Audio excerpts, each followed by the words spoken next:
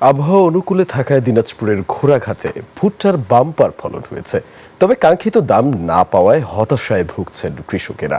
অন্যদিকে শেরপুরের চরাঞ্চলে নতুন জাতের হাইব্রিড ভুট্টার ফলন হয়েছে ভালো।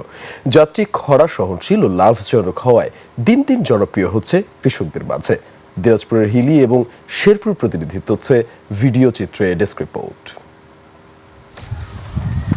চলতি বছরে দিনাজপুরে আবহাওয়া অনুকূলে থাকায় উচ্চ ফলনশীল হাইব্রিড ভুট্টার ভালো ফলন হয়।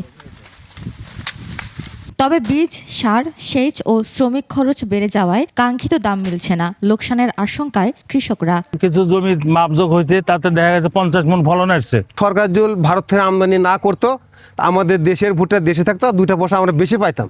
70 টাকা করে ধরাইছে, তা ভাঙ্গা দেখিয়ে 5 টাকা 10 টাকা আগে দিবে। আমাদেরকে যে উপযুক্ত যদি আমরা রেট পাই, তাহলে তো আমার বাইরে আসা দরকার, আমরা আরো উৎপাদন করব।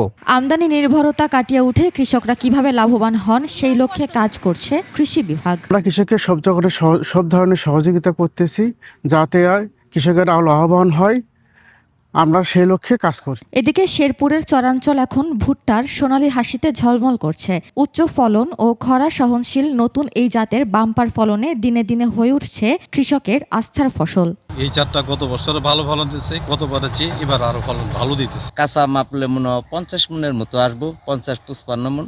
শুকনা আর কি 40-45 মণের মতো আসবো। দেশীয় জাত হওয়ায় বীজের দাম কম এবং আমদানি ব্যয় সাশ্রয় হচ্ছে। কৃষকদের মাঝে ছড়িয়ে দেওয়ার কাজও চলছে জোরে সোরে। ধানের জমি নষ্ট না করে আমরা যেখানে ধান চাষ হয় না সেখানে যেন ভুট্টা চাষ করে, এভাবে আমরা পরামর্শ কৃষককে দিয়ে থাকি। এখন পর্যন্ত আমরা 3টি ভুট্টার জাত অবমুক্ত করেছি এবং 3টি জাতেই খুবই উচ্চ ফলনশীল এবং কৃষক চাষ করে খুবই লাভবান হচ্ছে। সঠিক সময়ে বীজ সরবরাহ ও বাজারজাত সুবিধা নিশ্চিত হলে চরাঞ্চলের অর্থনীতিতে বড় পরিবর্তন আনবে এই ভুট্টা।